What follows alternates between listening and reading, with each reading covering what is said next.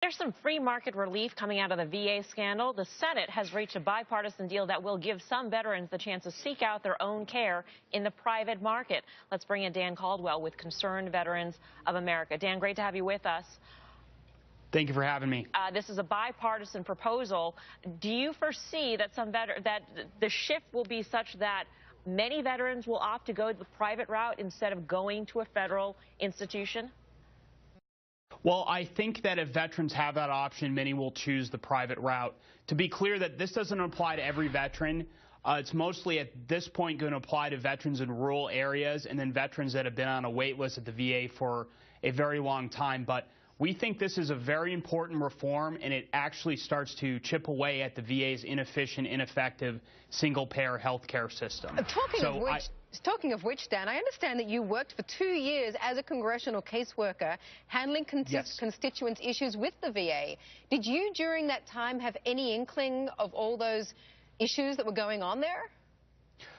I had no inkling of the secret wait list out here in Phoenix. I'm actually based out of Phoenix and then did deal with the Phoenix VA hospital. There were serious problems with getting veterans in to see a doctor or primary care physician in a timely manner, and then additionally with veterans on the Veterans Benefit Administration in getting their claims processed in a timely manner. There were clearly serious problems, and a lot of times I'd see these veterans come in, and my first response is, why can't these veterans go and see a private provider? We have many great private providers out here in Phoenix, Mayo Clinic, Banner Health, others. It's like, why are they waiting, months on end to go to a primary care provider at the VA when there's some great private sector options out here? And there was actually a program in place in Phoenix and at other VA hospitals called the Fee Basis program that allowed veterans to do that, but they were refusing to use it out here because I think that many VA bureaucrats saw that as a threat to the status quo at the VA. And by allowing some of the veterans to opt into the private market, that'll certainly clear out some of those wait times. At the same time, another component of this proposal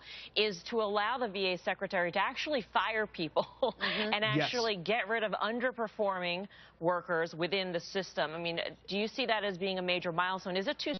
Because they're also allowing those fired people to actually appeal. So there's an appeal process to getting fired for being incompetent.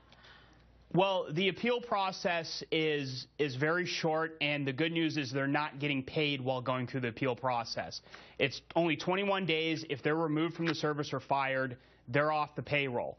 Right now here in Arizona, Sharon Hellman, who is in charge of the Phoenix VA hospital, where it's now been confirmed that 18 veterans have died while on those secret wait lists, she's still on the VA payroll. And it is a revolutionary piece of legislation for the VA, but it's a pretty sad thing to say and pretty reflective on the state of affairs of the VA when simply giving the secretary the ability to fire a manager who has engaged in gross misconduct is revolutionary. And you had a pretty remarkable thing happen here out in Phoenix where the acting VA secretary came out and in effect begged Congress to give him this power. Right. That's really reflective on how bad things are at the VA on a cultural and managerial level right now. Dan, thanks for coming on. Appreciate it. Dan No Caldwell. problem.